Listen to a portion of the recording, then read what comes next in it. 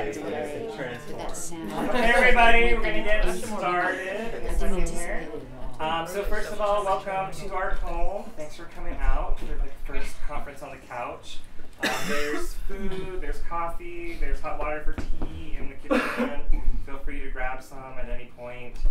Bathroom over here, if you need to use it.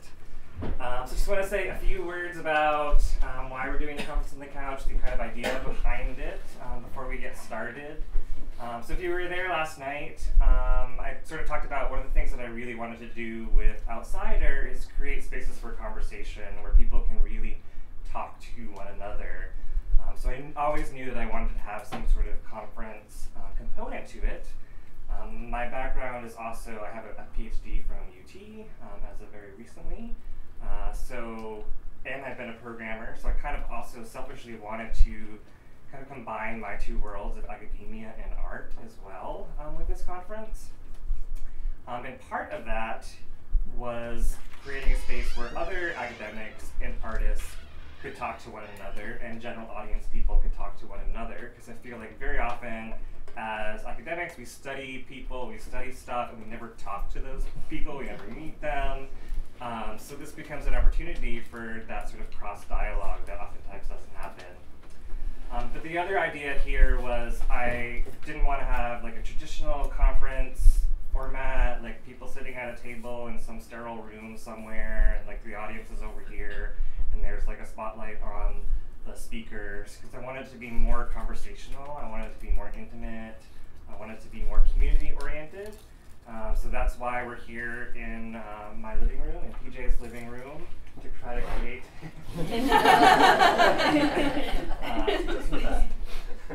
create that sort of family atmosphere, because we are all part of this family together.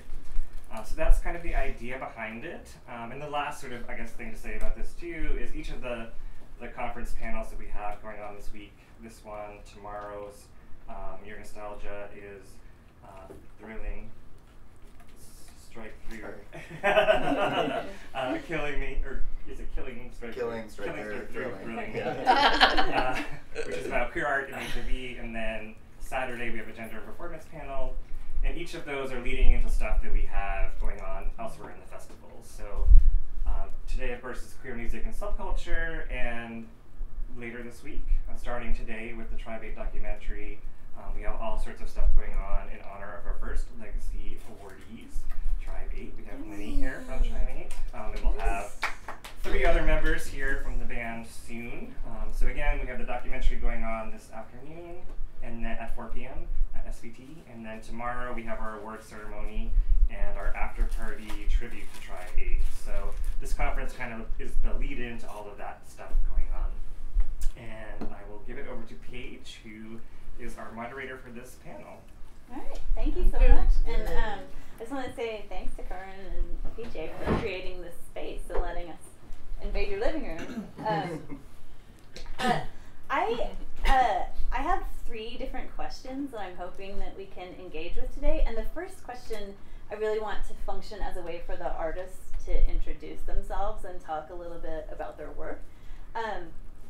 But I'm going to set it up, and then, so I'm not introducing y'all before I start talking, but then I'm hoping this will kind of be an invitation for you to talk about your life and your work.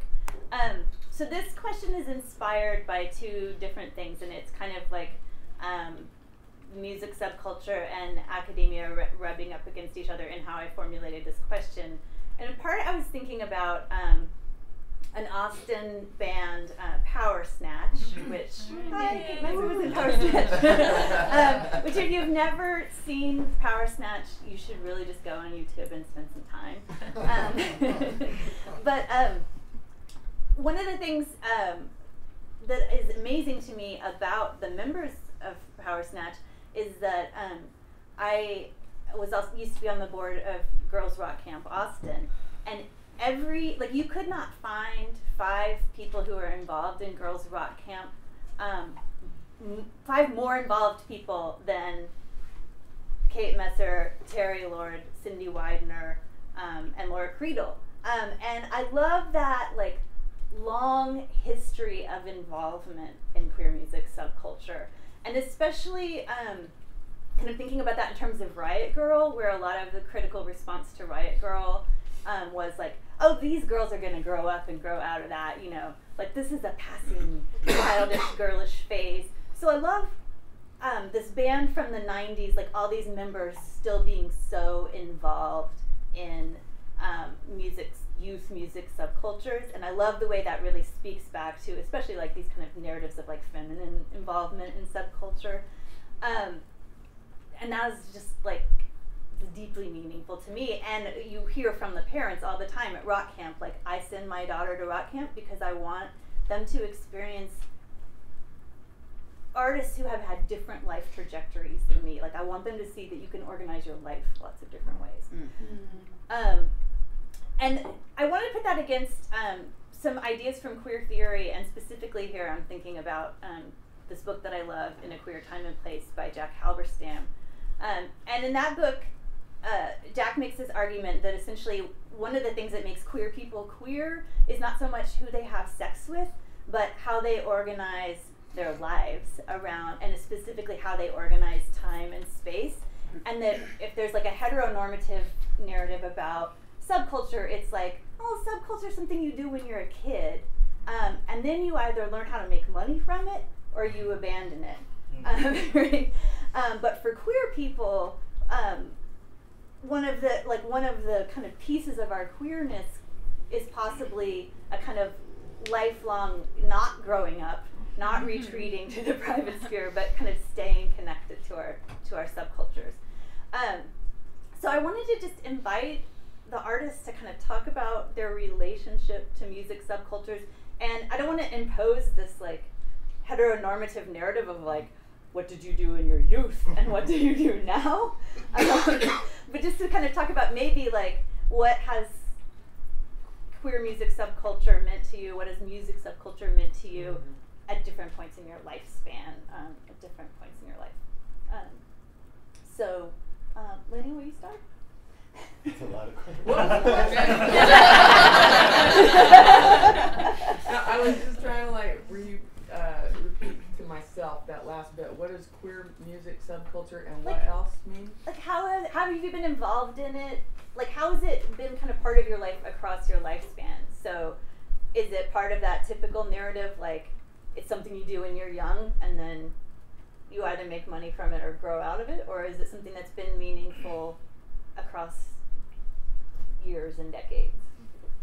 Right. Hi everybody, thanks for showing up. Yay. I'm Lynnee. I'm a singer for Tribe 8, or I was. Guess I always will be. The yeller, anyway. Not much of a singer. But I'd say that queer music's been a part of my life in that in the 70s when I was growing up in San Leandro, California. All my closest friends were Mexican fags, and we would go around school every day and we would try to pick out other, which I'm sure you can't say fags anymore, but we did at the time because we were reclaiming that shit, gay male homosexuals, and then we would come back and meet in the fucking quad or somewhere and go, did you find any? Yes, I did. He had earrings, he's from Brazil, and he's going to hang out in the gay lawn. And then we had two gay hangout areas in 1975. One was like the rockers, and the other one was the disco queers. And the disco queers, they sat in the fucking smoking section, and it was like, they had cement ashtrays built into the fucking lunch tables, and they had, they wore a lot of polyester, and we wore like fucking overalls. We had Marlboros in the pocket, and they smoked menthols, and there's a lot of differences. Steal each other's girlfriends and boyfriends back and forth, and people cross the lines, and it was very, but nobody cared that we were queer, so that was cool. But one of the things that we really met on was music. Like, some of us would sit around and listen to Queen, and it was pointed out to me that actually the singer was gay. And I was like,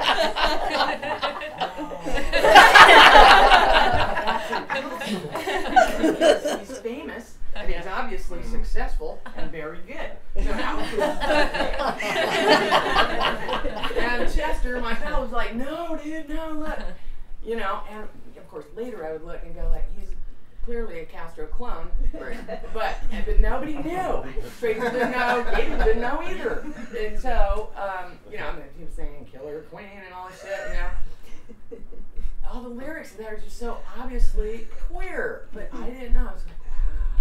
But we loved it. We loved Day at the Races. We loved, you know, Night at the Opera. And then all the other things that we listened to, we queered. Because we looked at it and heard it through a gay lens. A queer lens, and then I would borrow my dad's car and pile all the bags in the car. Oh, sorry, gay male homosexuals. And then we would go to the end up, which was a bar in San Francisco, it was a disco, and they would play Sylvester. Now, Sylvester was the first out trans queer person of color, like all these things, but like queer on fucking radio and being played through those speakers while we were on the dance floor, because we were listening to all the other people that were like on the radio that were straight people that were very happy to have our money, but I don't know that they necessarily loved us. You know, I went to a couple of shows where like I went to go get their autograph later. I'm not going to mention names, but I'd say they were kind of shitty. They were like, next, fucking dyke. That was their attitude, you know? And so when we heard that person saying to us, Name names. Sylvester. Oh, the names of the people that were kind of, that was just my opinion, I don't know. That's right. And second bitch is here, oh my god, what's up? But anyway, I'm just saying that we connected through Sylvester first and Queen. And then, you know, in the 90s, or in the 80s, I like kind of checked out and did a lot of speeds, and then I was into Black Flag. And then I really tried to be like Henry Rollins, and then when I got clean, I was like, how am I going to be like Henry Rollins and be me at the same time? And that's when we started Tribe 8. And we were just like, we're just going to incorporate all the things, like all the different backgrounds that we had. You know, there was world beat, there was like metal, like just regular rock and roll in the 70s, Silas. Tantrum was like world beat bass player, and so was Mahia. And Leslie had been in an all-chick punk band in Colorado. And we just brought all that shit and we filtered it through our lives and our experiences. And when we came together and we just played that, it was some weird mixture of shit that no one ever heard before. But that's where we met. And I feel like that's what I want to do, is like incorporate my own experiences, listen to what other people's experiences are, and like have them somehow like fluidly fit together. And it's going to be awkward at times, and it's going to be ugly, and it's going to be noisy, and some people are going to be offended, and you know what, but it's us. And so one of the beautiful things about collaborating in art and music that way for me was having family, which means that in a family, people are going to be pissed at you sometimes, but it's okay, because they're going to keep listening, they're going to keep coming back, and they're going to try to like incorporate you into their lives. So I'd say that. That would be my answer to your question.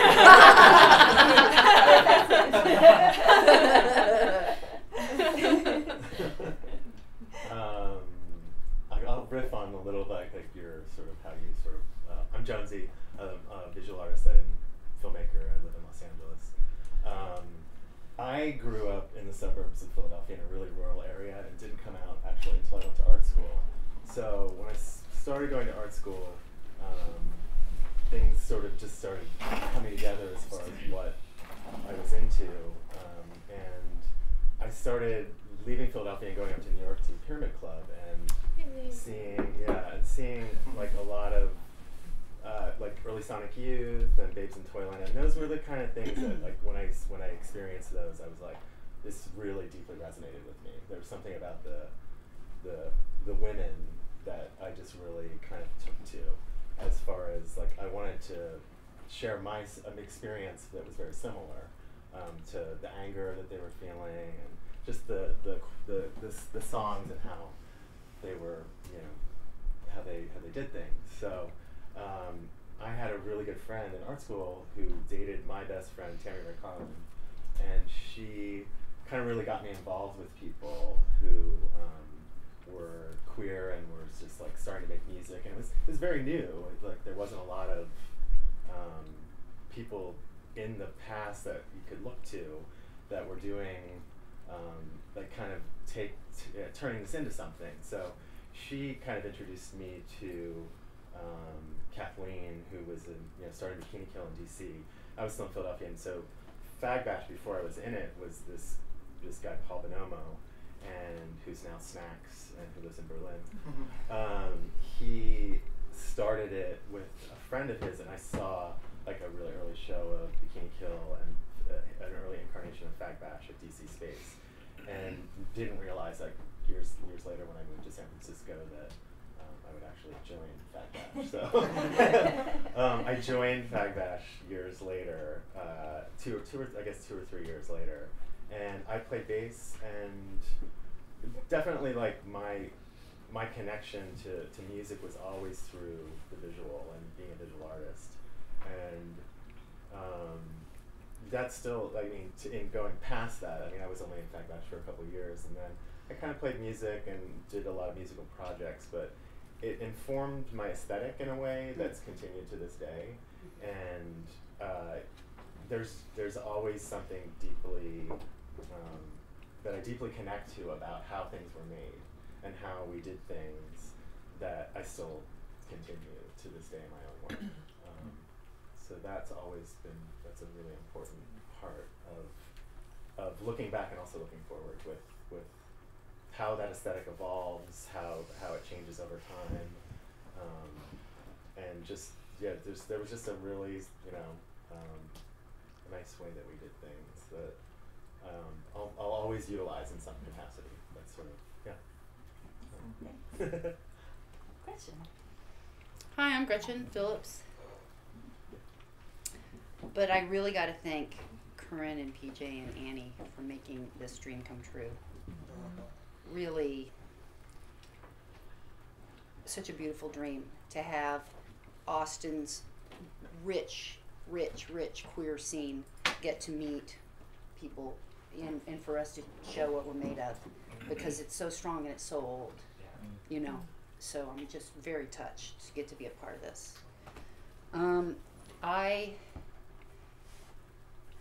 My parents were musicians, folk musicians, singing protest songs that were political. So singing a song about injustice, well, I just grew up with that. And to me, queer music and punk music are an extension of that kind of, I need to express my emotion musically about this injustice and about these politics, sexual politics, whatever. I started out very folky, and also listened to Queen, absolutely, and even in Queen 1 and 2, and but I was very deeply disturbed by Edgar Winter's albino-ness with that necklace, and David Bowie and Klaus Nomi on Saturday Night Live, and just that shit just really was a big problem for me. It made me extremely uncomfortable. And I was teased tremendously when I was a kid. I mean, I just was called a boy, and I'm from Texas, and shit is very gendered here, extremely so. And my relatives were terrified that I was going to turn out gay when I didn't even know what that meant. I just wanted some fucking male privilege, excuse me. I don't know. I mean, I'm not that horny right now. I just want some male privilege. But but my world really changed with, and Lynnee and I were talking about this last night, 1975, Janice Ian in a white suit all over television with at 17, just registering as so gay. And I fucking, all of a sudden I wanted to do that. I wanted to be able to affect people musically. I dreamt that I could say something that stuck inside of people's minds, a song, a melody, a hook that would stay in there unbidden, where they wouldn't even want to be singing my lesbian manifesto, but that it was so melodically earwormy that they had to. And I had a mission. And I was very, very fortunate to go to a performing arts high school where I was pretty much an out lesbian before there was any stray-gay alliances or help from administration for lesbians all sleeping with each other. There was none. And then I moved here, and the punk scene here in '81 was dominated by fags. The kings of the scene were Biscuit and the Big Boys, Gary Floyd and the Dicks, David Dichter and MDC, and Chris Wing and Jerry's Kids. And there were these offshoots with women, with Whom Elements, and in Houston and My Dolls, and there was incredible cross-pollination that took place with all of these bands, and to move from Houston to Austin and just have there be all of these queers, I just was like, oh, okay, look how easy it is. If you don't fear assassination, it's just like, you know, and so, music is very much an emotional part of my life. It's very, my feelings are very much tied in with it. But I think of it as propaganda. I very much think of it as propaganda. I've done a lot of studies of gospel and sacred work in terms of how these transgressive and controversial and maybe ideas that don't sit well inside of one can be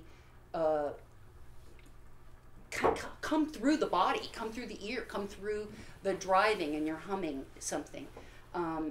That to me is a very important part of music, and I'll just leave it at that. Thank you. You're welcome. Megz? I'm Megz. I'm in a local band here called Magna, Carda, hip hop band, and I guess can't go too far back.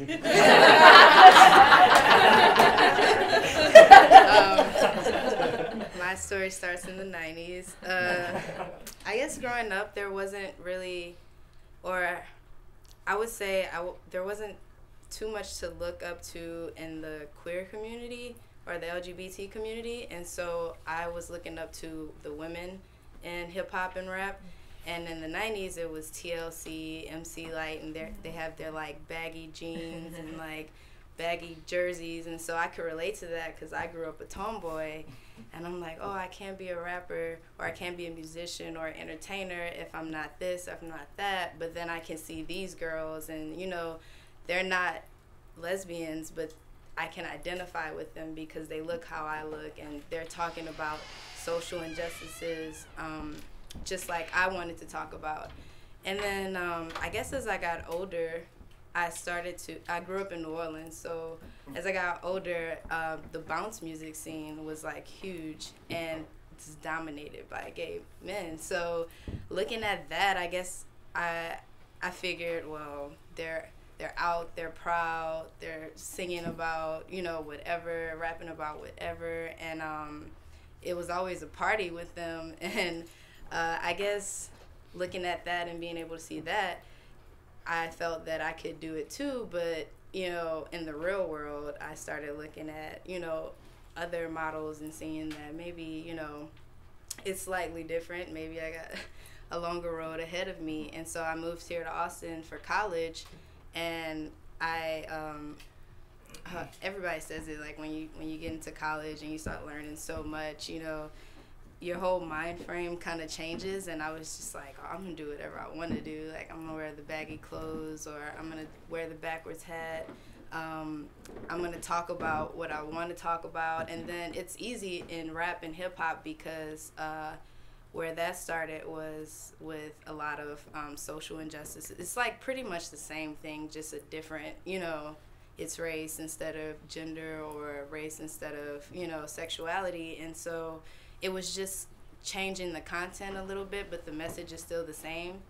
And so looking up to that, and then kind of looking up to the bounce artists that I had, and then like the feminine musicians, and like just bringing it all together, I was able to kind of find my place, and I was able to say, I can do all three of these things and still be, who I am, and still be authentic. And I don't really think I'll grow out of it, because now I see more and more where people are, way more open it to me it's just authentic. It's and that's something that I want to kind of keep in my music, and I think that's something that you see in queer music is that it's just authentic. It's a unique story, it's a unique perspective, and no one can really knock an authentic story. You know, that's something that's gonna like live forever because it's so unique, and it's not the regular straight, you know, perspective. It's something different, and someone's always gonna be interested in something different. So I think that I'll probably just continue doing my thing and hopefully, you know, inspiring other people to continue doing their thing. And I don't think that the authentic message will ever die in queer music, and I think that's pretty much what sets it apart, or at least for me. So I think that's my take. I feel like we have like the makings of a great mixtape here. Like, like went from like Queen to bounce music. Like we should. That should be our homework. Wait, Queen, Bikini Kill, Jonesy, and at 17. I'm gonna check the time real quick. So, How long do we have? well, Curran said we can be kind of flexible. Yeah. We can't talk very much about rock music and the history of rock music without talking about cultural appropriation. So whether we're talking about Elvis doing Big Mama Thornton, or Madonna putting Willie Ninja in the Vogue video, Paul Simon reinvigorating his career by doing world music many times, or like the tension that's been going, or the kind of Twitter dialogue that's been going on around Iggy Azalea and Azalea Banks, Q-Tip, and all these different people weighing in. It's something that is like kind of always at the forefront, I think, of pop music, and especially rock and hip hop music. And I want to make sure that we find a way to talk about that when we're talking about queer music as well. And I feel like for me, I really wanted to use this venue to talk about the politics of cultural appropriation, because I feel like this Austin queer music subculture is my subculture, and there's a lot of tension, I think, around issues of racial appropriation and racism in our subculture, and I want to like make sure that we make opportunities to keep processing and keep talking about it. And so, you know, a lot of that has crystallized around Christine, and particularly the way that Christine is a white performer working in a hip hop idiom, and using certain signifiers of blackness like the gold tooth, or certain kind of hip hop signifiers like the tooth. And so I know we've had conversations about this. We had the town hall last year, but I wanted to make a space to kind of talk about cultural appropriation and say, like, is there a middle ground between like all appropriation is bad, and no one should appropriate anything from any other cultures, or there shouldn't be any like, and like everything is up for grabs, you can use it and take it out of its historical perspective and use it however you want.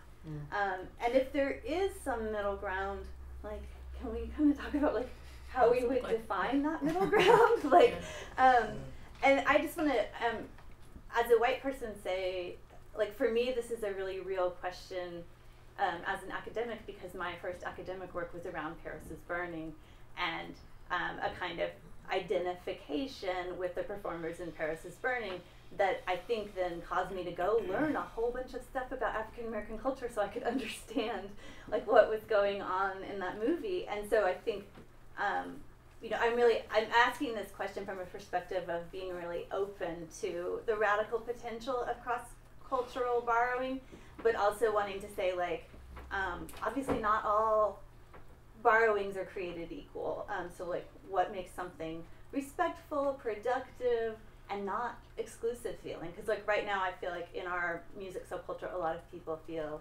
alienated and left out.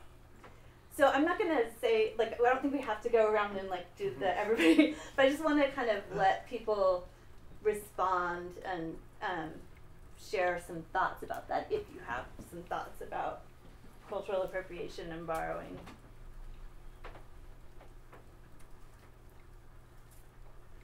I'll jump in. I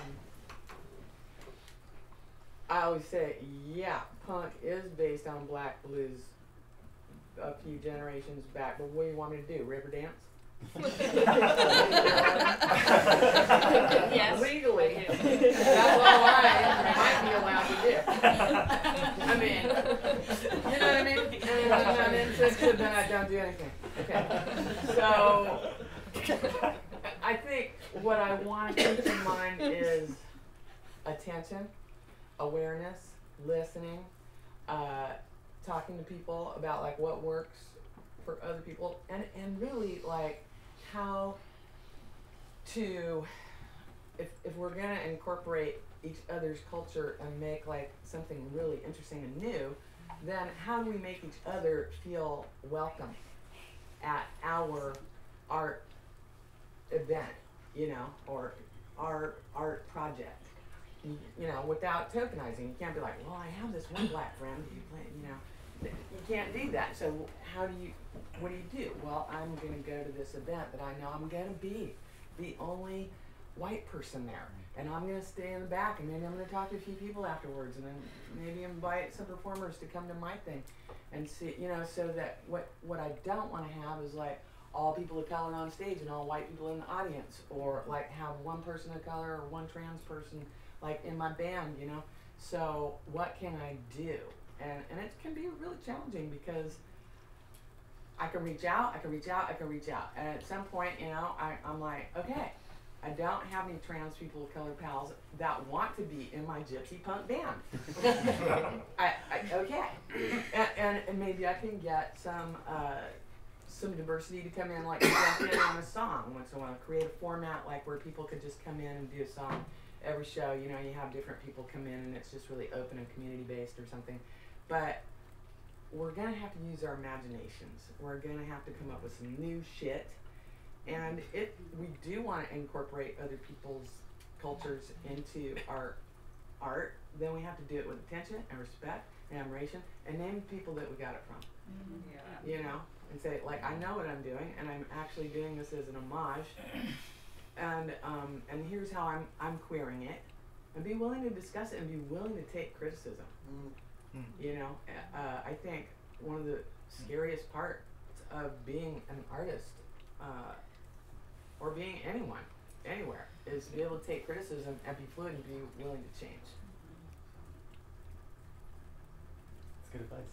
I'm soliciting. I don't know if it's advice. Yeah, no, I'm like, one of the things I kind of do post making music is I do a lot of performative work, and like a new piece that I'm working on, I'm showing a recent piece on Saturday night. It's a dance piece that I choreographed, but a new piece that I'm working on is an ensemble piece with 3 dancers, and I'm trying to decide how I want to cast it. And it's all these kind of questions are coming up, and not wanting something that embraces a lot of different ideas and different races, different gender construction, but how to do that with also not feeling like you're putting together like a Benetton ad, you know, where it's like you're emblematic of all these different.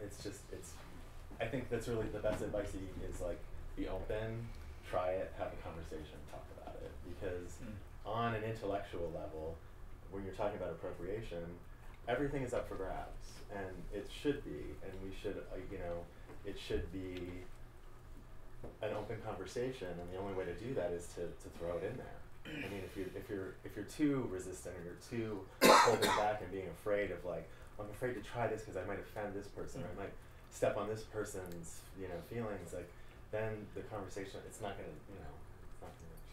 It's not gonna happen. So it's something I'm thinking about a lot.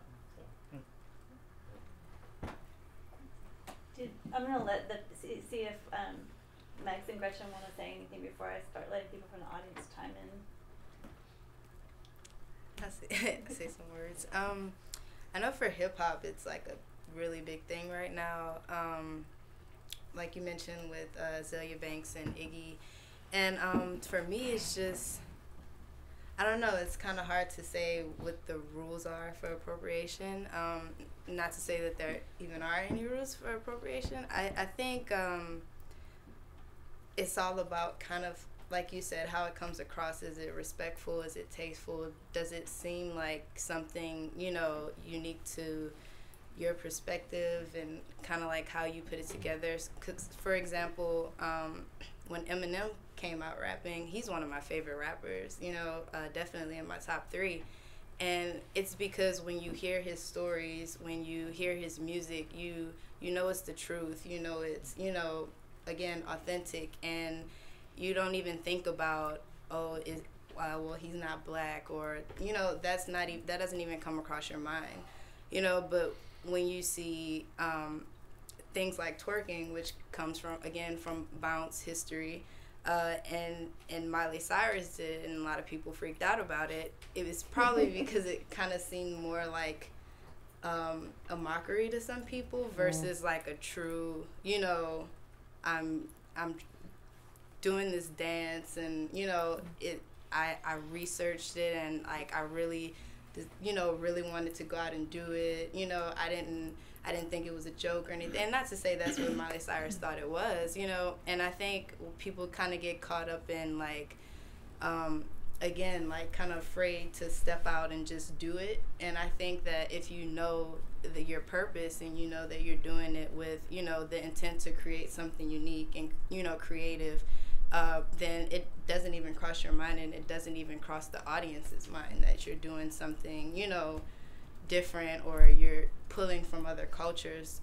For example, I listen to a lot of Hector Lavoe, who's a, you know, big time salsa singer.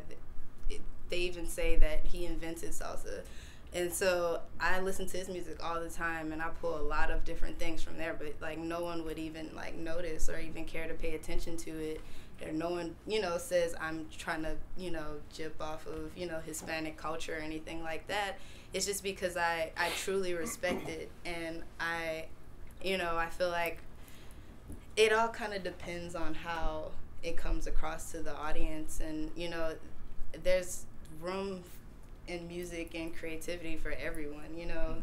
And hip-hop is not a, you know, it may have been birthed, you know, from the black community, but it's not, you know, just for black people or just for, you know, this people. You know, it's a creative expression, and I think that everyone should be able to creatively express themselves, and there's no boundaries for that, I feel like. And like you said, if you're paying respect to it, and you're saying where you got it from, or you're saying what you were inspired by, you know, then it makes a huge difference of like how it comes across, I think. So, as an English professor, I really like it when people cite their sources.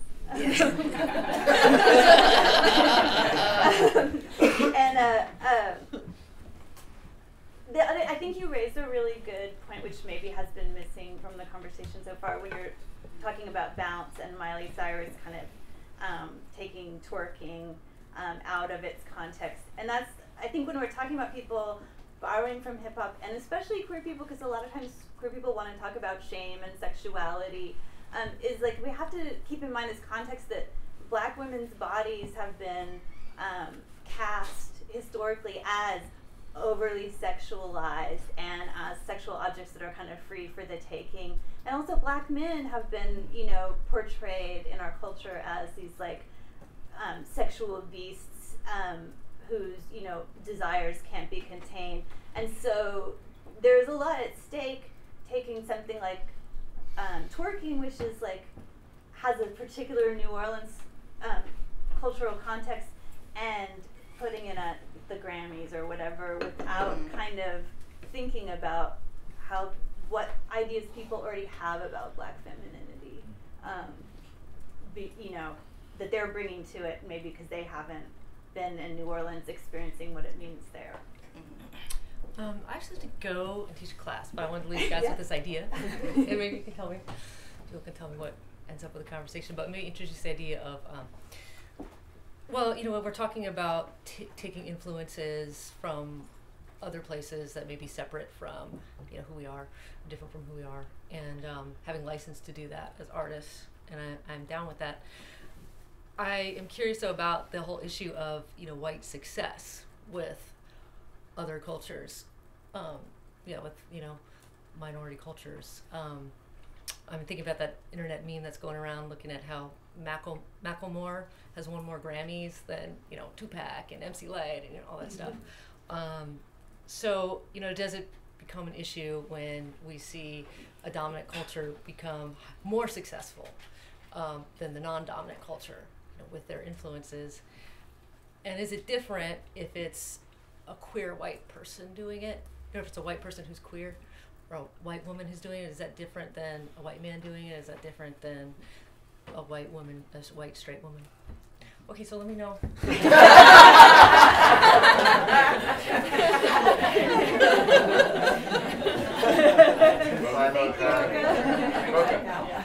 You know, I'll just say this. I really think that being human is incredibly difficult. You know, and I think, I have never been easy with it, with being a human and with being with other humans. And I mean this very seriously, because I was fed a diet of Beatrix Potter and fairy tales in a world of fantasy and places of escape that are very easy for me to go to, that don't have to do with taking criticism, don't have to do with taking responsibility, and something being pointed out where it's like, okay, fuck, I mean, that never occurred to me. I see your feelings are really hurt, and that like never crossed my mind. You know, that feeling of being caught, of being busted, and the worst is if you've had this sort of gregarious moment of it, and then one receives that. But I feel like that is just comes with the territory of humanity. You know, it just does. You know, it just freaking does. And we have so much to learn about being with each other. And I think it just is, I think it's inherently very, very, very, very, very hard. And I do like to think that there's two things that queers have going and against us. One is profound defensiveness. So defensive, because a piece of criticism can feel like an invalidation to the very core. And I also feel like a thing that queers can have going for us is knowing what the fuck it feels like to be the underdog as a white person in a place where you're beaten for being a queer. And so one can extend some compassion to other humans, but I don't know how it's going to look in some great happily ever after time. And I feel like Disney has done me a profound disservice. And I'm serious, because I sometimes believe that there will be a happily ever after. And it's the second. This is freaking second. And it's the shitty seconds. You know, it's now, and it's just a kind of ceaseless processing. But everything you said about being open, everything that we're saying about that, with just with this knowledge that there's going to be a desire for expression, and it's inherently fraught. But would we rather, would it be better if we didn't, if we just, and then also I would just say, oh my God, that whole Madonna appropriating thing, I didn't know, whatever.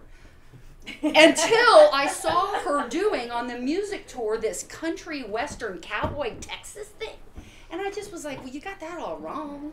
She totally had it wrong. And I was like, oh, I really, get what this feels like if everything is fair game. Mm-hmm. It's all fair game for my collage. Mm-hmm. And here's my collage. Yeah, I think all of us have some version of that, of feeling like, wait, somebody co-opted my special thing. Yes. Kate Messer, you got your hand up back there. Yeah, I wanted to sort of build off of Mocha's question and kind of dovetail a little bit into what Gretchen said.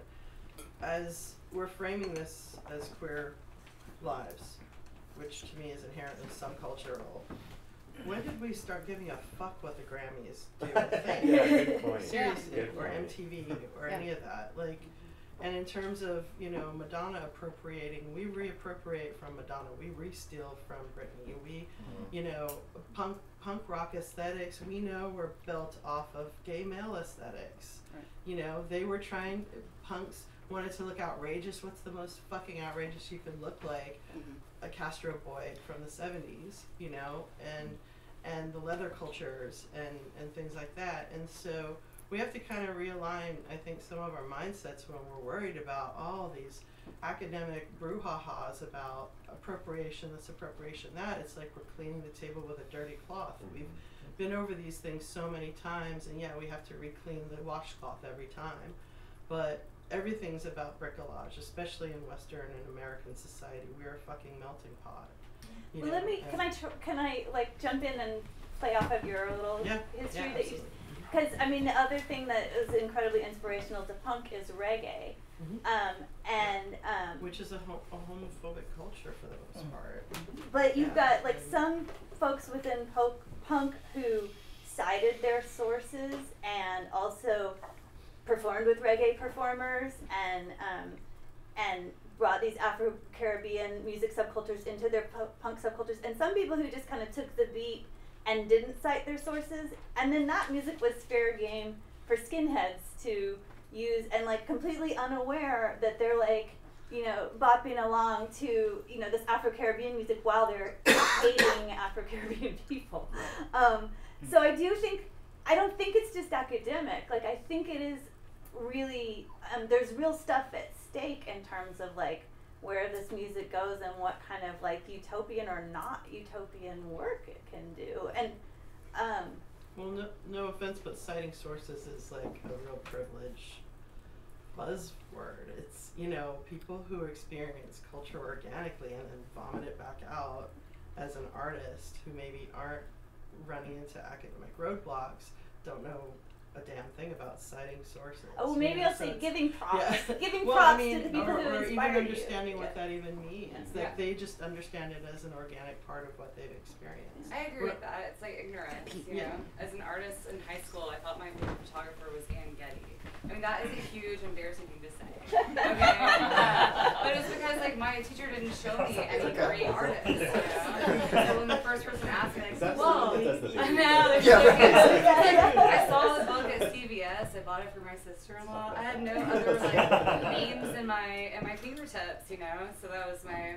So I didn't know what I was stealing from, but I was just stealing from probably everything, you know? The best, I'll just wrap with one little last thing. The best answer I ever heard posed to a musician, that tedious question that every, you know, junior Rolling Stone wannabe says, which is, what are your influences? And it was a member of NRBQ, and he basically said, I'm not only influenced by the stuff I love, I'm influenced by the stuff I hate. So everything I've ever experienced influences me, so I don't understand the point of your question. And he said it in a lot more fun, exciting, less, you know, right away, but it was basically making the point that, you know, my influence is the reaction against as much as it is a reaction for. So, you know, I'm not going to cite sources of all the shit I hate or love, you know. I mean, it's just part of who I am. And yeah, I think it's important when it becomes cultural movement to embrace and invite in those elements that you have been inspired by. I think it's more about invitation than name checking and kudos and stuff like that. Can I just jump in on one thing? On that thing, what the Rolling Stones, Led Zeppelin, and those guys who like to just take a nap music, and you could die drunk in a fucking shack in the South while I live in a fucking castle in England. Yeah. The way to fucking give back is fucking throw money at the shit at least. You're like, hey, thanks. Here's some money. What do you need? 10,000, 50,000 bucks? That gonna last you, dude? Okay. Thank you. Dude wrote this song. Yeah, and then we did a cover. See, thanks. Now people just, not only do you not say anything, but you make all the money. That's what we were talking about before. It's like Eminem or whoever's gonna, you know, white people succeeding, white people getting Grammys, and then the other people that actually wrote the shit are like, you know, left out. MC Hammer, everybody makes fun of him. Oh, you spend all your money, dude. Ha ha ha. Like, well, it's interesting that we're spending there's so much time we could spend talking about race, but we haven't really got it into class at all. And class is like almost like an issue that's so much easier to have, you know, the discussion about, because I mean that really is a big part of queercore. I felt like, I mean, it's like I grew up with a single mother. I don't know my father, and like everything was a reaction against men, and a certain class of men too. And it's just, you know, it's a whole different conversation, I know, and it's not one you posed, but it's something that we can all kind of get behind, I think, in a way that is, you know, it's an easier conversation, I guess, in some ways, to talk about, you know, the 1% and our hatred for them, and you know, then the difficulty that comes up with all the discussion about race and gender. Yeah. So. I'm gonna there's a question back here. I think it's sort of been addressed, and it was sort of, you answered some stuff, but it was just talking, wow, I'm on the spot, sorry. Because you were bringing up class, and I keep thinking about hierarchy in the face of, and so when we're talking about, you know, borrowing and exchanging, it seems to be this sort of final product. So when you were mentioning like borrowing from leather culture and this, it's like thinking about the exclusions, the people that are not included in some of these subcultural things as an element of it, and also like when you're thinking of Iggy Azalea or Diane Twirt or any of these other groups that are using, it's like the face still becomes white. The face still becomes part of the system, and so there's this hierarchy that's created. So how do you elevate the faces as part of that representation? And so that's one of the things I was thinking of, is like, you have these groups, you have white on your skin, but then you have all these influences, and how do you, on a larger thing, like it's going from like subcultural groups to a much larger publicity scale, and there's that gap in between. So that's just, how do you address that? How do you deal with that mixed in between all of this? I'm gonna take one more comment, and then I have one more question, so I want to move on to our last question. You have one more question? It was really just kind of touching on what you were saying, and just, I guess the frustration comes with it when you're looking at class and race, and you're looking at, you know, these people who are like at the bottom, and they've been at the bottom all the time, you know, their whole lives, and Nas, Tupac, you know, those guys who, you know, are historical figures in terms of hip hop, you know, and they have no Grammys, and and you're just looking at, like, if, I guess it gets frustrating if you take from me and you never give anything to me. So for instance, queer culture, like the words we use and things we say, like for instance, slay, that's like the new one that, you know, is now like a very general term. People are like, if you're all dressed up and look nice and you're like, slay, honey, like, you know, that's a gay term, and now everybody uses it, and it's kind of frustrating because you're like, well, I can't even get, you know, the right to get married, but you'll take and take and take from me, you know. And I guess it's, you have the, you know, the license to do whatever you want in terms of creativity, but I think you have to take into account, you know, where these people come from and what these people have been through, and the fact that there's nothing ever, you know, you're never giving anything to them. We're not getting Grammys. We're not getting, you know, as a queer artist, like, watching Sam Smith get Grammys, you know, was awesome, because it was just like, we don't get that. And finally, there's something we can have, and it's just, it's frustrating if you see people kind of taken from your sound or taken from your style, and nothing ever gets returned to you. And like you said, you know, you have the big house, you know, on the hill, and I'm still living in the slums of the ghetto, and I created your sound, you know. So I think it's really important to kind of keep that in mind, you know. At least, like you said, you may not know where your sources come from, but at least try not to be so ignorant about it, or try not to be, you know, blinded by, you know, investigate. Like, if I hear something, I want to know. I'm like big on history. We did these things for work at L-Style, and my thing was like looking back in the past to like bring things for the future, and so I'm like big on history and historians. So if I hear something, I'm trying to trace it all the way back as far as possible. So when people ask me what I'm influenced by or inspired by, I want to be able to put them onto this too. I want to be able to show them, you know, breakbeat and, you know, all kind of other different things that I take from, because I want to teach as well. Like, because I know people aren't hearing this. They're not hearing this on the radio. They're not seeing this, and those people deserve some credit as well. And so I think that's the main thing with appropriation, is to at least try. You know, with Iggy, she never really tries. She just wants to fight against it, and it's just listen. Like, this is where you got, just listen and just see and just learn with us. We're not trying to take it from you. We're just trying to get you to see where you got it from if you don't realize where you got it from. And I think that's just a small part of it, but. Yeah, I think one of the great things about that whole Twitter conversation that's been going on around her is like all these people putting out this musical history, like in maybe for new generations of people who haven't heard it, saying like, oh, this is where hip hop actually comes from. It comes from a particular historical context. Well, I want to switch gears and talk about history, and I want to take a page from literally the book of our friend Anne Sveckovich, and talk about queer music history. And I want to be a little bit literal and actually talk about queercore as a kind of specific historical musical moment.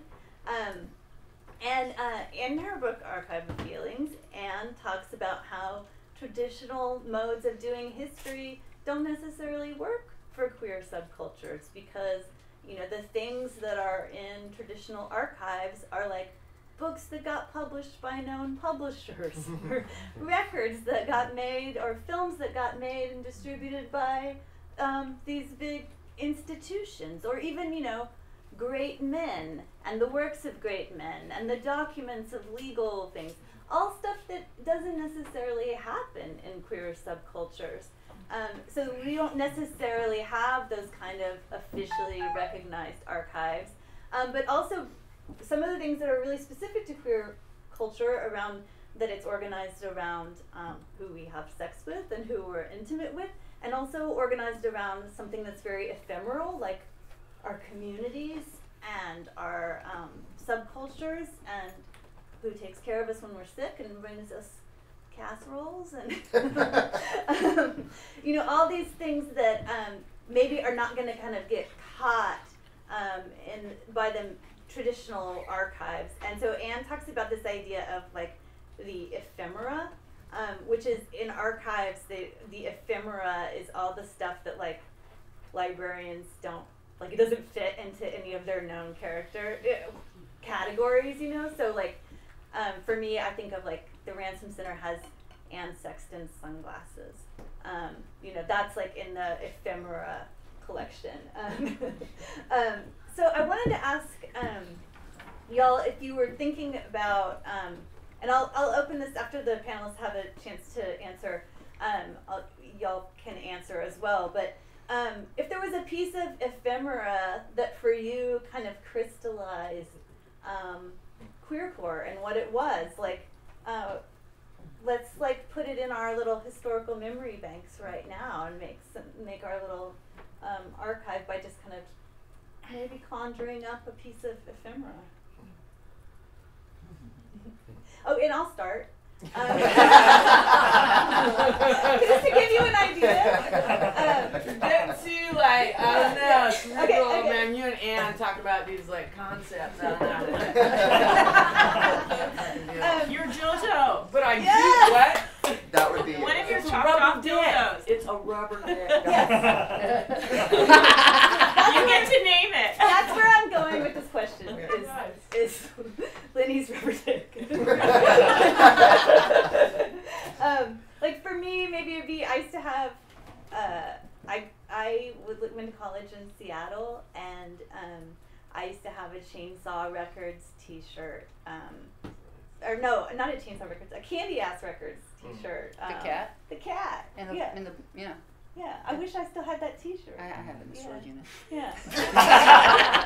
Like that's like one of my, because I was just like Team Dresch was my band. Like I was in love with them, and that T-shirt would be my piece of ephemera.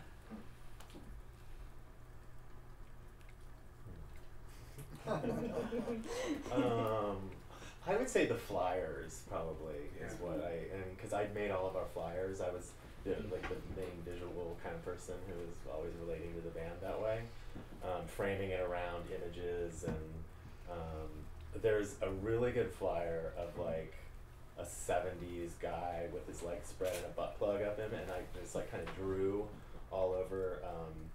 It was for a show at the Castro Street Fair, and we were asked to play headline like a Castro Street Fair thing, which was such a disaster. And like, I'm sure it was. I mean, people hated us. I mean, everyone was like, it was like the classic Neil Young concert. Everyone was up front with their hands in their ears. And just I put that poster all over the Castro. And it was just like, and it's so much of that. Oh, I think it's probably so much of probably what we were reacting against too was like there it is. That's great. Yes, so great. Main stage. Let's see. Whoa, that's fucking in your face, pass around. That was what I embraced, that in your face aesthetic that was supposed to be reacting against to like what was like the Castro Queens. You know? They were complete in antithesis to them economically and just like what we were into, and that's I think a really interesting part of homocore is that it wasn't just against who everybody was sort of fighting against but it was also internal. There was like a lot of internal struggles against people in your own community that you're reacting against, and down the road it sort of created a lot of weird feelings for me afterwards. Like there's sort of an internalized kind of homophobia, but also like I was serious about it when I did it. I was like, I hate these people, like these queens in the Castro with their shopping bags, and just like just offended me on so many levels. And a lot of what we were reacting to was the entertainment that they were into, and I was so I remember just saying, it's like, God, if one more drag queen gets up and does a Judy Garland song, I'm gonna fucking die. I'm gonna fucking kill myself. Now I've come around to really love that. But at the time, I was really reacting against that, and so that was a big part of what we were kind of going for. You too. I'm sure. There was so much of it was reaction. Just like wanting to, we were really bratty, and we encouraged that. So anyway, that I would say the flyers. Getting back to your question. Awesome. Yeah, I guess flyers. I love having. Like I used to peel flyers off telephone poles in the '80s, and stick them up on my wall. And I still have them with masking tape and everything. That was before other people just tore them down, and I was like, how are we gonna find out where the shows are? And then the internet came, thank God. But yeah, I would say ephemera.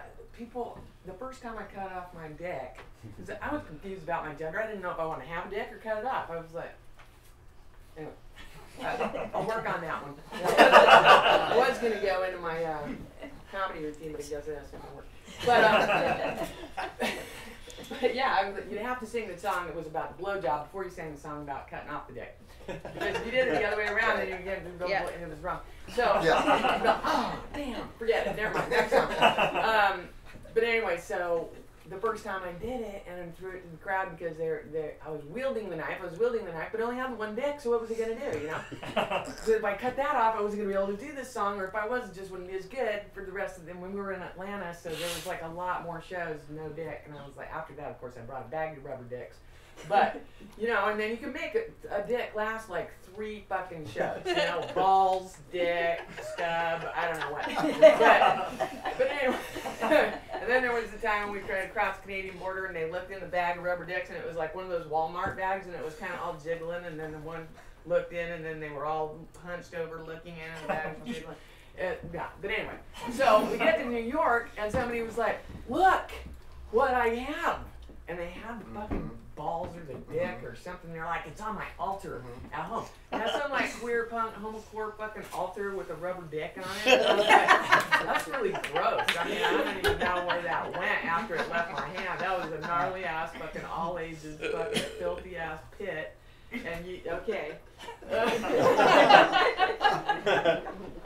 But I was honored that they thought that thing was important. And yeah, I bounced many dicks off of people's heads from then on. It was a lot of fun. I do want to say, about posters though, and who has power and who influences who and who's taking what cultures back and forth from each other. And one of my favorite posters was this like silk screen of Tri-Bait and 7 Year Bitch who played in LA. And they were, of course, they were the headliners. They were the bigger band. They were all straight that we knew of. I think the drummers, yeah, the drummer, hang out with a couple people, couple times. On the side in the back room. Yeah, absolutely. Yeah, you gotta kiss from Valerie. Valerie, man. Yeah, Valerie, all the dykes wanted her. Oh She's shit, like, she's so fucking cute. But anyway, so their poster was totally an homage to like dykes. You know, it was like fucking gnarly death bitch, fucking machine gun, fucking dyke, just like, rah. Is that my like timer that says shut up? Okay. But anyway, it was like 7 Year Bitch and Tri-Bait, and then this like gnarly chick pointing the machine gun with like all these fucking flames coming out at the viewer. It's like really bad feng shui. I had it on my wall and I was like, where can I put this where it's gonna work? No, it's all about violence pointed at me. Okay. That's this way. But anyway, so straight people are also influenced by queer culture. I think we're all influencing each other, and I think that the place that we want to get to is a place where we're all freely and lovingly exchanging influences and giving homage to each other as we do. My archive is massive. I literally have been collecting since I was 14. So, and queercore to me was already after the early 80s, Big Boys, blah, blah, blah, all that stuff, post Two Nice Girls and all of that. So it was a little bit of a blip for me. It wasn't like it wasn't this huge thing because there had been all that had preceded it. So I have Candy Ass, Chainsaw, you know, I've got tons of singles. I have a bunch of posters. I have all of that stuff. And I feel like, I also used to work for a fellow who dealt in movie posters, and that was a very early job of mine, was contextualizing work, because he was selling collections to universities of this ephemera that was not valuable at all, because these movies had not done well. But he was putting it in a context, and he was selling $4 press books for $25, and that completely shaped my way of looking at what my archive is. So I would say that right now, what I'm extremely excited about are my negatives, my film negatives from, you know, being lovers with Teresa Taylor, who wasn't in the Butthole Surfers yet, you know, wasn't this face of like the lesbian in that band on the very first Ludwig kit that I bought her that she was supposed to pay back and she never did. You know, like a fuzzy fucking neg in our apartment on, you know, 11th. Those kinds of, what these negatives are going to mean in terms of already, you know, a history from, you know, circa 1982 on up. My 5 billion photos of Lynn, Gretchen, and Anne looking at each other lovingly, and very much what I'm interested in are friendship networks that may not be known. Just from when you look at Vanity Fair and you see that these writers and intellectuals were you know, sharing a summer home in 1923. That to me, who gives a fuck if it's even a good photo, which is my sort of caveat for not having to worry about that part, is that it's just really what the you know, who the players are.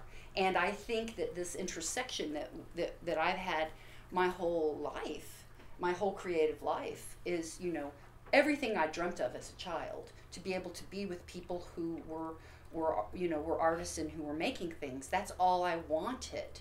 And that, you know, that dream has come true, and that dream is as sweet as I thought it would be when I was a kid.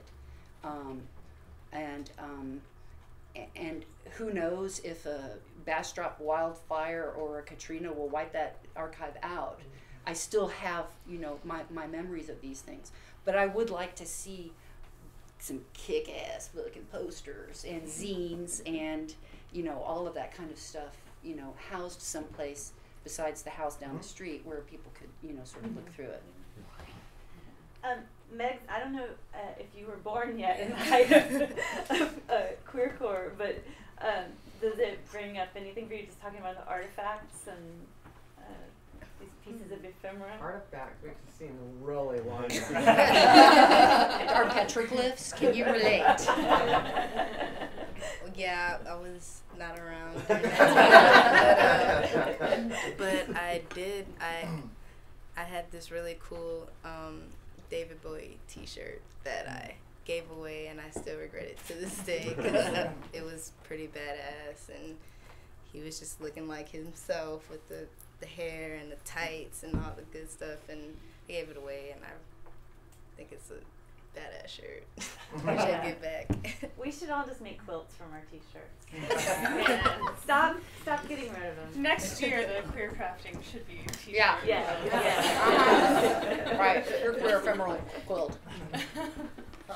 It's interesting you bring up ephemera because the major academic institutions, which are archive, has become a very different thing right now. And when the curator at a major institution was looking through my archive, there's all the political stuff, all the, you know, and then he went, "Oh my God," and he pulled out a Two Nice Girls T-shirt. Now, most people that I know would say, "What?" But this gay curator at a major institution, that's what excited him. The other thing was a 50s T-shirt that I had. There was a pop star named Johnny Ray who had a huge hit. And there was a photograph that circulated around him of him blowing someone. And there was a T-shirt made in 1964 of this. That was the second thing he put on. And he went over the Madame New poster T-shirt to pull out the Johnny Ray. So this ephemera, you know, I think that the queering of all this stuff, I mean, I think it's really important that we remember that Lynnee said it in the very beginning about how the queering of what the dominant culture thinks is important. So the posters, you know, that Fagbash poster, and there's so many of those kinds of posters, and they predate Queercore. You know, for some of my age, there's a history beforehand. Right.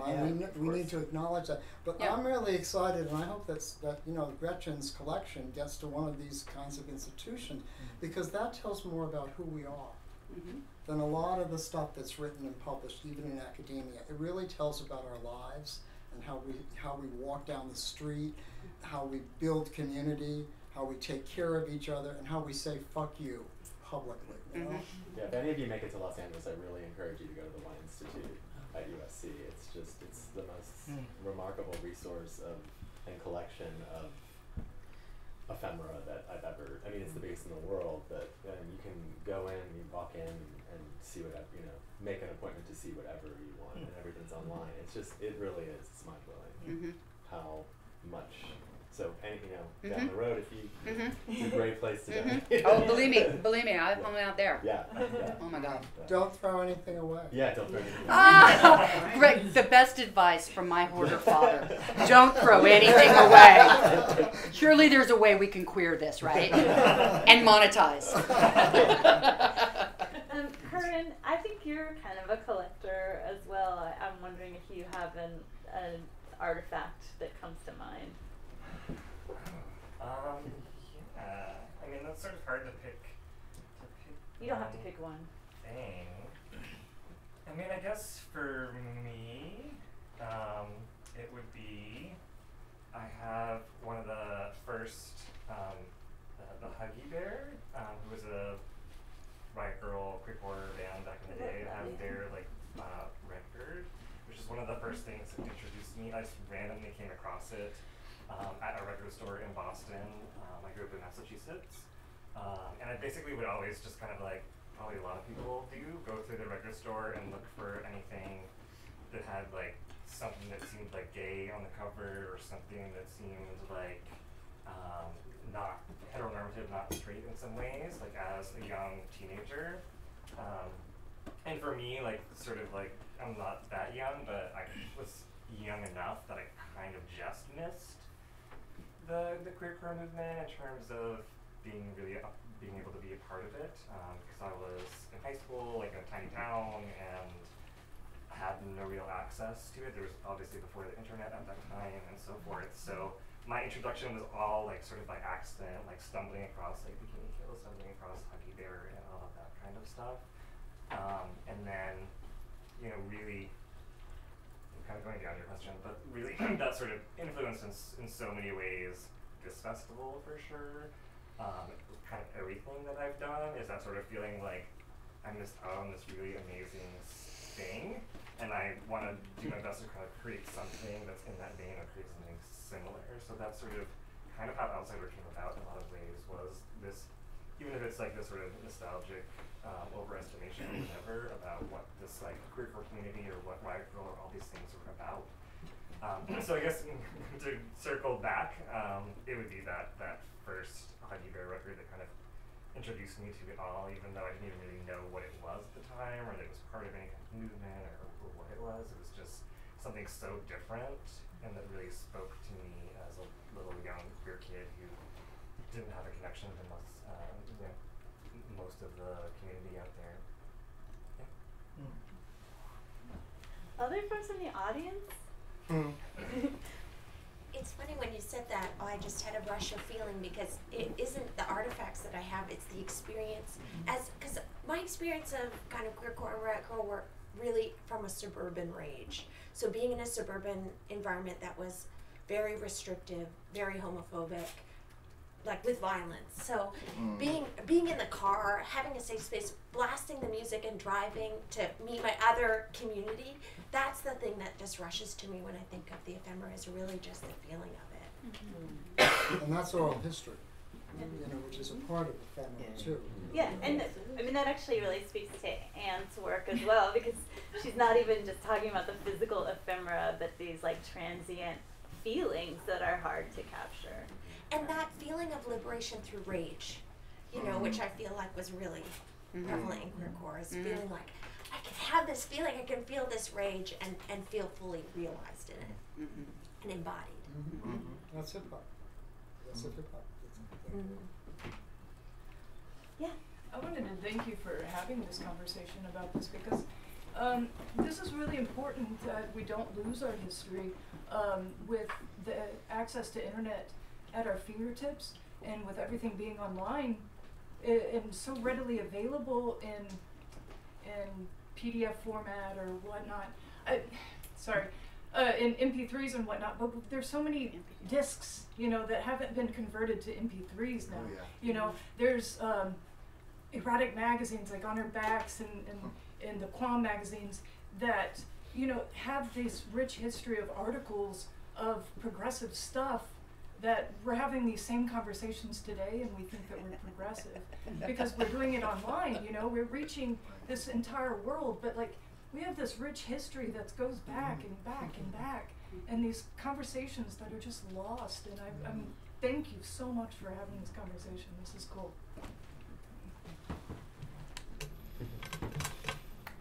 Anybody else want to add in? You know, I just wanted to say that as someone from my generation who's watched all of this grow over the years and still feel a part of it, even though I'm not 15 when you were 15, it's really important to talk amongst ourselves about what went on before, because a lot of it isn't preserved, or if it's preserved, it's not in the canon, so to speak. And it's really important to realize that sometimes when you think you've invented something, someone else has had that idea before, you know, and to have that conversation, because it's the continuity of the conversation and the personhood. I mean, the intimacy of this way this is organized, which is so different from most things I've ever been at, And you know, and then the selection of the people that are here, here, and here. Each of our experiences is important, and we may tell our girlfriend or our boyfriend or the few people we know, but when we sit in a room with strangers who come together for some sort of common interest, it's so, I don't know about you, but my little heart here is like really excited, Curran, by this format, and to see Gretchen look at Lynnee and know what Lynnee meant to her, and see Lynnee talk to Jonesy about the fucking poster. You know, that doesn't happen on the internet. You know, it really doesn't happen. Right. You know, but at the same time, there's surprising things that pop up. The New Yorker, over the last decade, has done 2 articles about the lesbian separatist community in Northampton, and it just comes out of nowhere, and it's just like this treasure chest that just pops up. So, but it is random. Well, it's random and it's never going to encapsulate it all. I mean, there's the specificity of the moment in the car, and then there's somebody else having that, and that's what's so beautiful about art and conversation. I just literally can't sit in front of the computer. It's not, my back hates to sit. It's not something that I like to do. And I do love to, you know, to talk with people, and I love the way that it tears me up, you know, like what you're saying about and also just shout out to Jim Ferrat, putting me on the map, man. I love you, Jim. Appreciate it enormously. And being able to not have it be mediated, because when you look at that single at the record store for something that signifies something kind of not heteronormative to you, I love my iPod. I didn't think I would, but every song is the same font. So that equalization through that, where there isn't that human touch, there isn't that I miss that sort of experience. And so I mean, I really can't. I love it as far as being reactionary, because honestly, in a certain way, by the time of Queercore, I needed to fucking calm the fuck down from my reactionary stuff. So that was a little bit more 82 and sort of less 92. But my reactionary stuff regarding a kind of web and a fallacy that all things are contained there, and that is a kind of communication that is, especially in terms of hurting somebody's feelings. I actually dare you to say to somebody's face what you anonymously post. I dare you to sit in this room and call somebody out in that fashion, as a human to human. And so your beautiful continuing sort of enumerating that this is about something that's not living on the web in that way, I really appreciate it, because that's like a huge part to me of this world. Because, you know, all the kick-ass Photoshop posters that live online, they're not going to be ending up in the Beinecke. You know, it's because it's taking up space in the folder at home that it's going to be there. But it's, you know, to actually print something out and to make the material, that's, you know, we're not in that world in that same way. I mean, we're still humans having experiences, but, you know, viva la, you know, actually being in a room full of people. I think we also need to honor the people that like when y'all, which was this 2 gay men, yes, you know, who from Memphis did country western music in a dress and looking like the American primitive poster. You know, that took a lot of guts. Yes. And then they moved back south. Yeah. You know, and you don't always become successful. You know, you don't always become successful. But the fact that space was open for someone else to come in, you know, and you know, whether you like the dude or not, the guy who comes out in country western music, you know, who's a big Grammy winner, you know, that still is a big fucking deal in that world, you know. The woman, Shelley, who was the artist of the year, never worked again. Was never played again on radio. Never played again on radio. She was the artist of the year in country western music. You know, so I think we should also do whatever it is that's being transgressive now. And this is where Christine, you know, I was surprised to hear this critique of Christine, Paige, coming from you. I mean, I don't know if it's yours, but maybe that's what's around. But I think Christine is very much like Tribe 8. You know, it just, so many fags hate her, you know, because she just pushes things in their face, literally, that, you know, that nobody wants to deal with, like butt fucking, you know, like butt fucking, you know. And I think that that's what Tribe 8 did. You know, it made you, you know, I don't know, maybe it didn't make you uncomfortable, but certainly when that knife came out, I suddenly felt very male. You know? Wait a minute, you know, it was like the Mabue in San Francisco. I suddenly like, you know, I wanted my, what are those merkin things if they have them for guys or whatever, they protect you. But you know, cod piece. No, but it's that kind of a moment, and that's the queering. Yeah. That's the queering, and if we lose that, you know, in hip hop, when I saw Goddess for the first time, and whatever, Goddess and She. Yeah, you know, they didn't fucking care whether they were accepted in that world or not. They took their space in it, you know, and the same thing with the bounce people. I mean, bounce has been appropriated, sure, but you know, what's the one on except one guy on Fuzz, or what's that? Big Frida. Big Frida. Yeah. Big Frida. Now, Big Frida, if anyone was at South by Southwest last year, Big Frida was on this panel with that person from RuPaul's show who was really obnoxious and did a show. I can't remember what the queen's name was. But Big Frida was the most popular show on that network. Because Big Frida's fucking heart is as big as his ass, you know? and that's part of the queering of it too, you know, it just, you know, so all of this, I think we need to sometimes just acknowledge, wow, this one did that, this one did that, this one did not commit suicide, this one did not OD, you know, this one did not, you know, because we know those other stories. And thank you, Curran, because I think that this kind of conversation generates, you know, memory. Repressed memory, in our own repressed memory.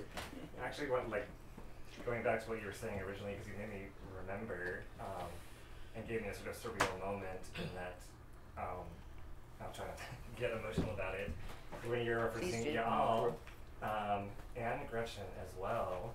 One of my very first CDs that I ever owned was this compilation called Out Loud, which was like a queer music compilation, came out in like '93 or something. It'll Hurt. Yeah, all was on it. Yeah.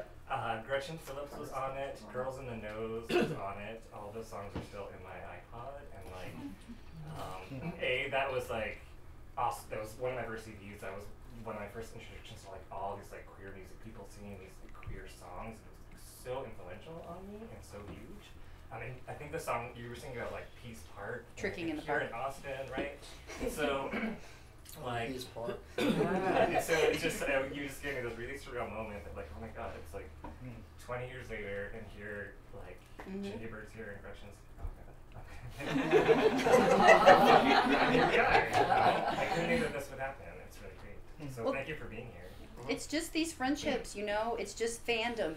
Like, I'm just so blessed to be such a big fan. As self-centered as I am, I have so much fandom inside of me and so much excitement about people's work. And such a thrill to be able to, you know, for us to just stand on each other's shoulders and all the shoulders that we've stood on before. I think that's a really good point. Is as much as we've looked back and we were rebelling against generations that came before us, just like teenagers did against parents. There's a phase that you go through. It's just part of growing up. It's like, I have to differentiate myself. Okay, so I'm different than you. You did some cool shit, but you're old hat now. Bye. Next, we're the next new cool thing. We're doing it right, and you're actually stupid and dumb and fucked up and old and just go away. You know, that's what we were basically saying. And it was fucking rude, and as you pointed out, dismissive. And now the youngsters want to be like, don't say tranny. Fuck you, man. I said tranny when you was in diapers, bitch. Shit,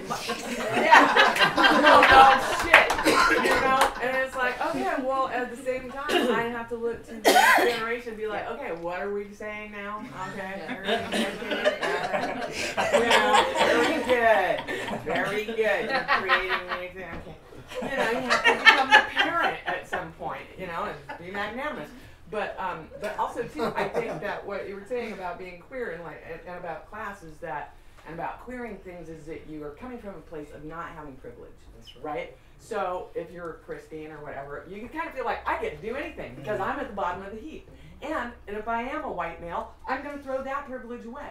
And I'm going to go and drag, and I'm going to go and scare drag, and I'm not going to sing Judy Garland. And how about I put on a gold tooth, and how about I'm like crack whore, and now I'm like homeless. And all this, wait. You can't, you know, and it's like, at some point, and there you go back to your original thing of like, what is the middle ground? Can we say like, anarchy, punk rock, let's not have rules.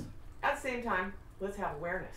You know, like, if you're going to do all that shit, be like, yes. And the reason I'm saying the homeless crack whore, da-da-da, and the gold tooth, and the singing the hip-hop, and then tears from a pussy is because, and then be able to expound on that shit. Don't be like, I don't know what you're talking about. I just made that up. You can't do that.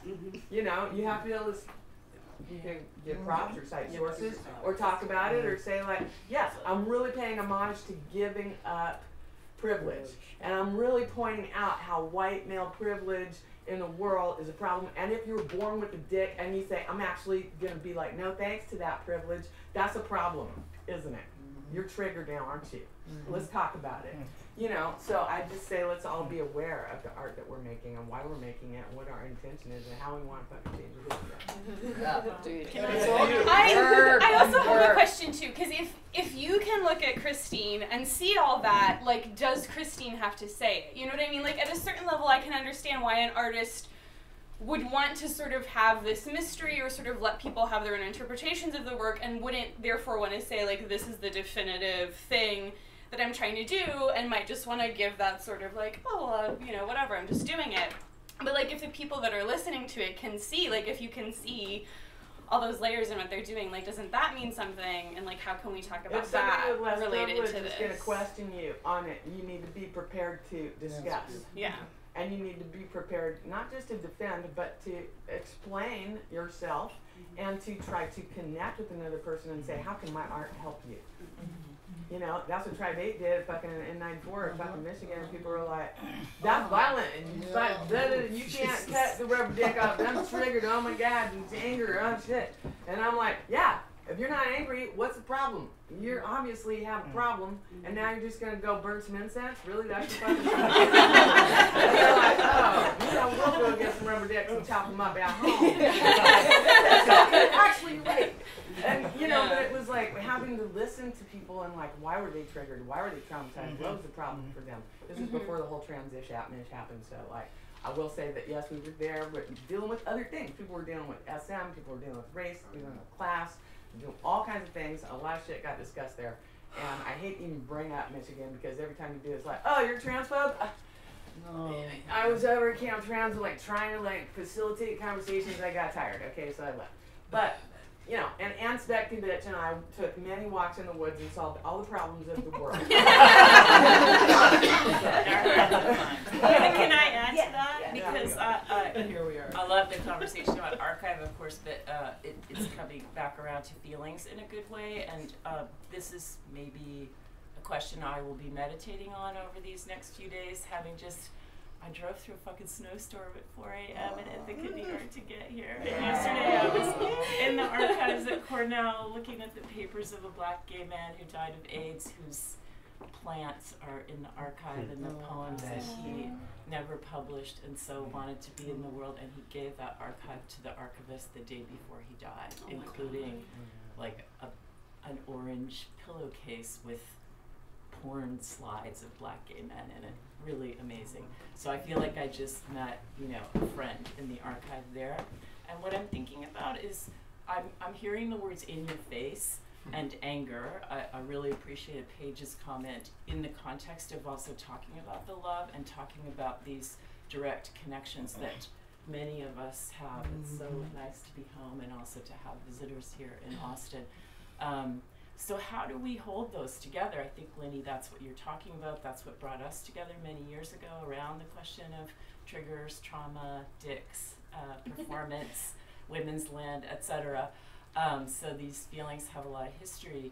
And I want to be thinking about what outsider means now. So because, you know, Curran and I also have had an intergenerational discussion. Curran helped me teach in my class. And so, you know, he's from the 90s. I'm like, was already ancient by the 90s, and then we're teaching these young kids for whom 90s is, you know, the past.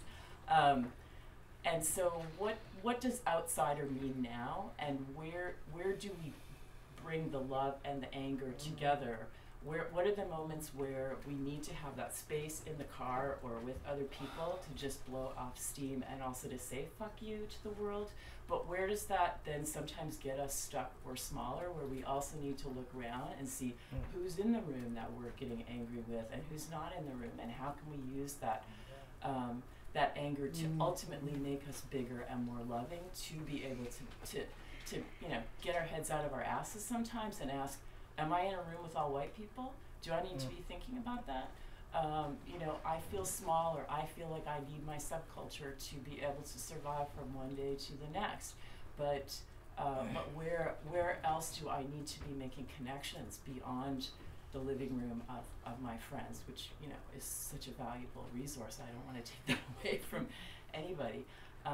So how can we think, you know, outsiderness, like who loves that concept, who feels drawn to that concept, and who doesn't? And what in 2015 can we say about that, building on these multiple generations of outsiderness and queerness? I think, you know, that's just the question I want to ask myself, because of the ways in which there is, I think, a lot of infighting of different kinds going on. Some of it's generational, some of it's racial, some of it's about trans versus, you know, other kinds of identities. I don't want my heart to be broken by it. You know, I want to be able to like hold, well, I don't get angry. So my sadness, other people's rage, my love, you know, to bring it all to the table, and then to do some work in the world. Like, how can we claim our outsiderness, but also not just, I don't know, like live in the subculture. I think we have to let the subculture make us big enough to, you know, build some connections and bridges. I want to put a word in for Shane, because I think that his performance deals with some of the class and issues, and he's from New York, and you may not know his work, but Curran put him in the show. I also want to make sure we allow our artists to grow, you know, and not get stuck. I mean, you know, you grow, you learn, you know, if you do it, the sort of dialectic that Lynnee's talking about listening and figuring out. And you know what? Sam Smith is the most popular singer in the world at the moment. He's 23 years old. He came out and he wrote a song about his boyfriend that left him. And he said that out loud. Now, I think Fagbash had something to do with that. No, I'm serious. I think all the work that we do, and so when people dismiss it, you know, enough people dismiss him anyway from homophobia. I don't have to like his music, I happen to think he's got a great voice, but let's own this big tent here and say, we did this. From my age, I look at the children and the grandchildren and I say, we, all of us collectively, Lynnee, Alex Stopkin, Toshi Reagan, you know, Neva Johnson, the women at Michigan, the people outside the women at Michigan, we all did this that makes this moment that someone like a Sam Smith can come out, because it's much easier for a pop woman to come out than it is for a pop male to come out. And I'm not saying we have to, you know, become that, but we did this. We created this world, and I think that fundamentally changes something. It makes possible a different vision. You talked about vision. You know, and the capital industry, music is always going to have a Georgia Gibbs and a Pat Boone, and they were the 50s singers who made millions of dollars off of the black singers, and they just imitated. They didn't bring, you know, the appropriation and make it their own. They imitated, and that's the critical difference between appropriation. Is it an imitation, or is it something that is a synthesis that takes from and creates something new? I am really conscious that PJ and Curran need to go pick up some artists at the airport. So I want to thank everyone for being here. I'm really just thrilled that we got to have this great conversation, and I especially want to thank the artists.